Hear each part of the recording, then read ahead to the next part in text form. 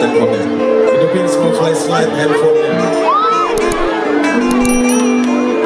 Saya hanya menyampaikan saja kata Mas Dhani, kalau yang hidupin flashlight handphonenya semoga meninggalnya husnul khotimah. Yang masih jomblo mudah-mudahan malam hari ini pulang bawa jodoh. Yang belum lunas utang-utangnya semoga dilunaskan. Yang tidak hidupin flashlight handphonenya semoga handphonenya tidak pernah upgrade.